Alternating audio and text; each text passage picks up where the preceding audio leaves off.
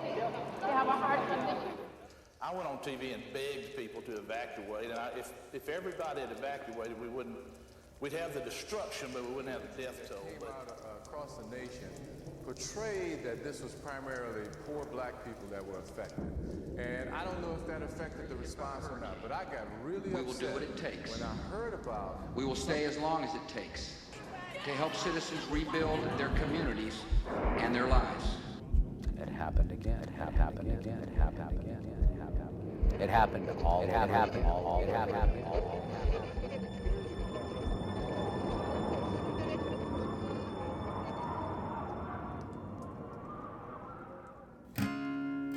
I'm a 40-year-old ex-restaurant manager living in Los Angeles. Up until recently, I'd spent a lifetime in the hospitality industry, doing everything from washing dishes to upper-level corporate management.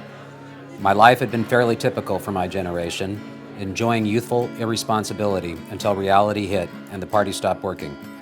In the early 90s, I had pretty much hit rock bottom until the love of my life, Camilla, rescued me from what would surely be an unpleasant demise.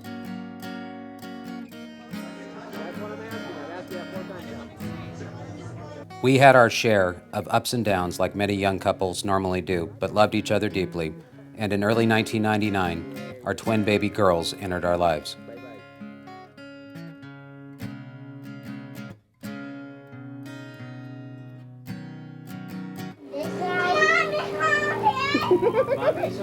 I was trying to get you guys. It wasn't easy, but our daughters eventually brought us closer together, and our future appeared to be unlimited. On February 11th, 2004, that all ended when my wife of 10 years literally dropped dead in front of me from an undiagnosed heart ailment.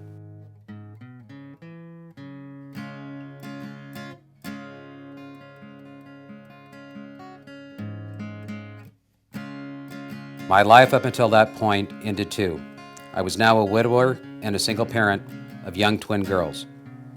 For the next 18 months, family, friends, and even people who I didn't know came from everywhere to help me while I wallowed in a fog of grief and uncertainty. Then on Sunday morning, August 28th, 2005, a story from the Gulf Coast captivated me in a way that I hadn't felt in years. Hurricane Katrina was causing the major American city of New Orleans, Louisiana, to evacuate all of its citizens. Governor Kathleen Blanco wrote this letter, declaring this disaster beyond the capabilities of the state, and apparently President Bush agreed. After feeling numb about the outside world for so long, this hurricane captivated me. Maybe my interest was a horrible premonition or gut intuition, but my instinct told me that Hurricane Katrina would not turn out okay. About 2 months before Camilla died, I was consistently feeling apprehensive and uptight, but didn't know why. At the time, I chalked it up to being in the process of purchasing a home and thinking about starting our own business. Sure, that's stressful stuff, but not enough to consume my thoughts with constant angst. I knew something huge was on the horizon. Never in a million years did I think it would be the death of my wife. Watching Hurricane Katrina unfold brought out those same feelings that I felt before Camilla passed. In hindsight, I guess I was scared. By the time Hurricane Katrina arrived, I'd been through 2 grief recovery groups and over a year of therapy to cope with my loss, and the thought of so many people facing that same ordeal scared the hell out of me. When I watched the others in the grief recovery groups try to cope with their losses, their stories broke my heart, and to imagine those types of losses on such a grand scale was incomprehensible. Even though I'd never set foot in the Big Easy, I'd watched 6 Super Bowls played on TV, and every American is conversant with New Orleans. Hurricane Katrina indeed looked like the catastrophic big one the doomsayers had long predicted. Obviously, it became clear this was hardly a drill, and definitely not a false alarm.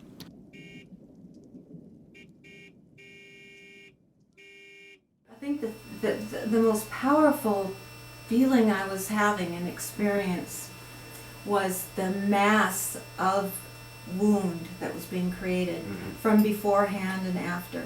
You just watch it like grow and develop, and it wasn't just the immediate experiencers, it was then expanded out into the community and the state and then the country, and it incorporated everything about the country, and protection and honesty, truth, support, safety, protection, all of that, and it just made a question for all of that. It was like within such a short period of time, within 1 or 2 days, that all came into question of whether that's really there or not. So there's just this massive energy of abandonment and betrayal and being lost.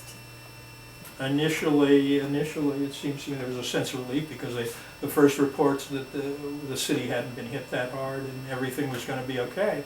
And then the next time you looked up, you heard that the levees had been breached and the city was underwater. And with friends, actually, we began speculating about what happens to New Orleans now. Mm-hmm. And the first question, of course, which they have never dealt with, is should you rebuild the city?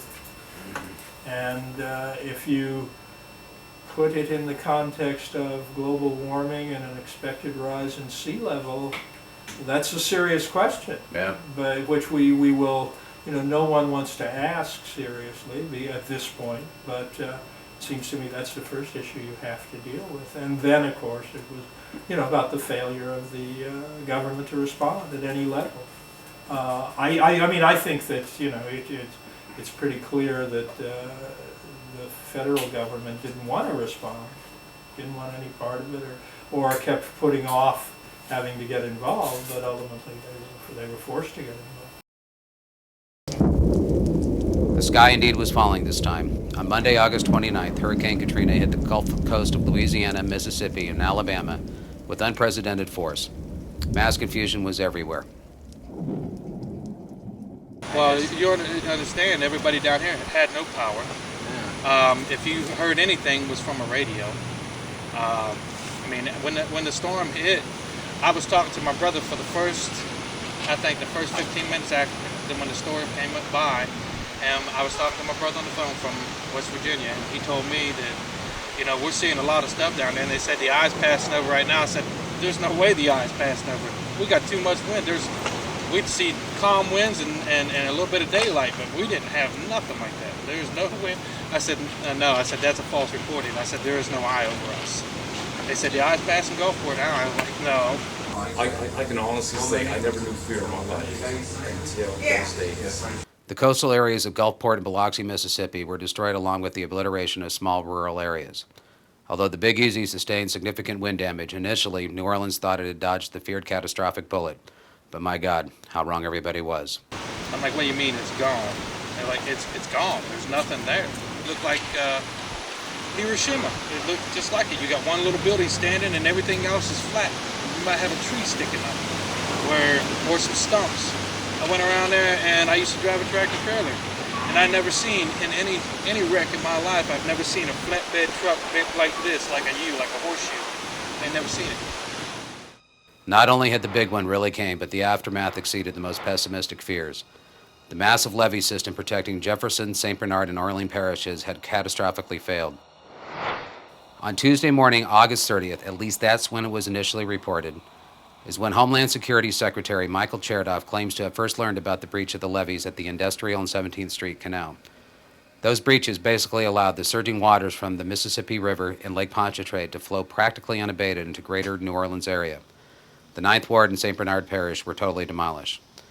We learned later that the administration was warned by Max Mayfield 2 days earlier on Sunday morning, August 8th, about the levees being breached. 6 months later, the Associated Press would say the actual first reports of levees being topped by the surging waters came as early as Sunday evening.